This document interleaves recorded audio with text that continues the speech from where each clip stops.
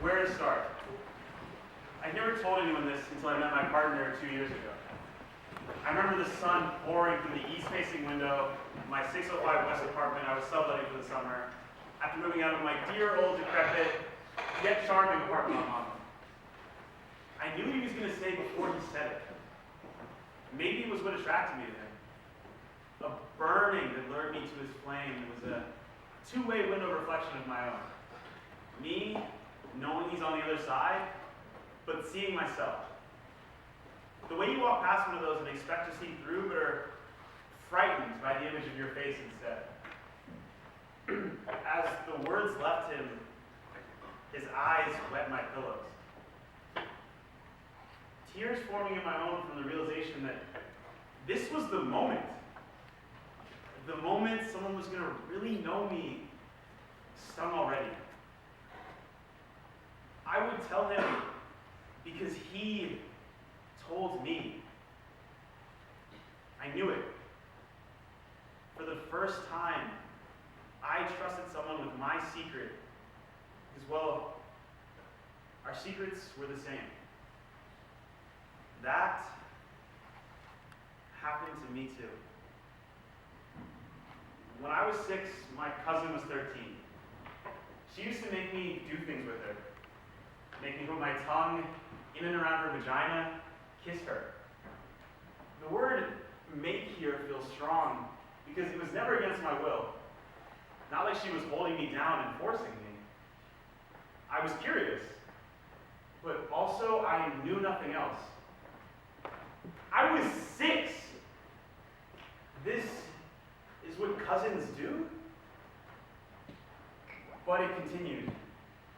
And I grew older and more uncomfortable. I would ask to do less and less. Can we keep our clothes on this time? Can we just kiss? And eventually it stopped. I remember the play structure in pre-K. Atop a lofted platform, reached only by way of a ladder or a little person feet, you would have found, one day, a circle of boys, 5 or 6 years old, under a Crayola roof, whipping out their dicks. In innocence and folly, but for me, in inquiry.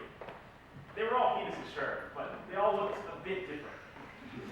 In elementary school, I loved girls. They were my friends, I was theirs. I had male friends too, but I seemed to connect with them less. I was athletic and played sports, but I was missing some link that made me, I don't know, want to watch football enough to know who was traded where and when. Like, dude, who cares? I was always different, I guess. I never connected the differences to my prepubescent sexual experience until I was older. Middle school was followed by more bullying. I had glasses and braces now, and I was scrawny and not filling out as quickly as the other guys. I still loved girls, and I even tried to date them, but I was a fresh airport. More of my friends were girls now. Maybe because I was sensitive, and they allowed me to be that way. I began to think about sex because my peers were having it. I watched porn.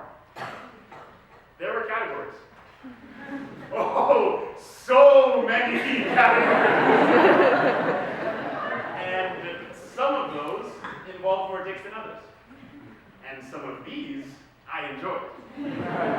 The men could be aggressive or delicate, passive or dominant. They could be what they wanted in these fantasies.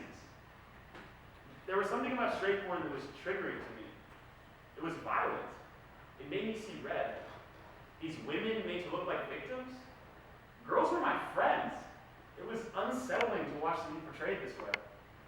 Later in college, during Common Ground, I watched a video that will never leave me, depicting images of women in media, movies, and music videos, and framing the violence against them because, wow, light bulb. What is represented is recreated in real life. In high school, I met a girl. She was in dance with me. She liked me, I think, because my body was changing. I was sexy all of a sudden, and she liked what she saw. We were each other's experiments. We never had sex, but I learned a lot about her body. But when I wasn't with her in the school stairwell or the basement of my dad's house, I was thinking about guys. I wanted that experience too, but I wanted no one to know. There were other guys I thought were gay in my town, but it's hard to know here. And when I did meet them, they seemed to be more advanced here than me. I remember one summer at a dance intensive letting this guy go down on me and it freaking me out. I ran out of his room. In that same summer, there was Jules. She was beautiful. I loved kissing her. I wish that summer lasted forever because of her. And there was Alex, who I can't ever forget about. I love these women. I got to Duke and I was ready to explore. I had all this energy to release. Confused, molested 6-year-old to college man. I never saw myself as a victim, but it has its own trauma, which I felt and still feel compelled to shape. I called it the trauma of confusion. Do I want to be with a man or a woman? Am I afraid to be with a woman? Am I afraid I'll hurt her? How do my parents, now divorced, play this? Are men a phase? Will a woman still love me if she knows I've been with a man? Will I ever talk to my cousin about it? Should I tell my family?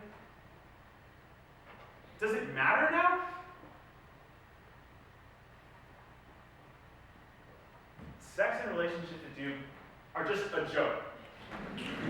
I don't feel safe exploring here. I felt the guys I was attracted to are closeted and kept behind gates known as frats. The ones that were attracted to me, I was interested in. Women assume I'm gay because I dance, and I don't have the energy to convince them otherwise. Hell, maybe I was gay. So I became a stereotype. I took to the apps. Grindr, Scruff, whatever. It was anonymous sex with men I never had to see again. It made me feel good, wanted. I didn't have to attach feelings. I was learning about my body and sex, difference and sensitivity. I spent a semester in New York. Wow. And then I spent that summer in SF and the Netherlands. I had never had so much sex. I felt powerful, but also I felt empty. One spring break, I traveled to Miami with homies and I returned with a staph infection. My mom freaked out and had Duke Hospital release my medical records to her against my will. She saw my sexual history reports and my STI HIV test. I was outed. It was the worst summer of my life because I didn't get to do it myself. But it was important. I remember crying as I sat on my bed sobbing to her that I'm not like my brother. I'm not straight.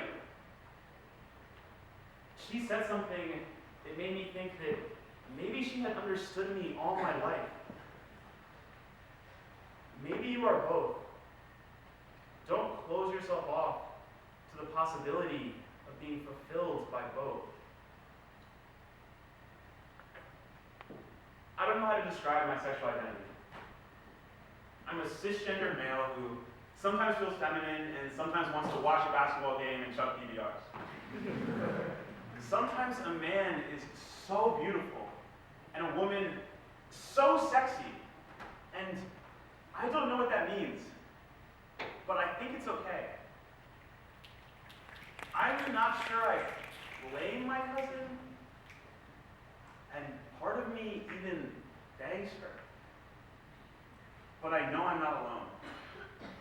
I used to think that, but not anymore. In an age where men have the choice and biological need to become women, I find comfort in my choice. Why limit myself? With one life to live it out loud. In truth. Whatever that means to you.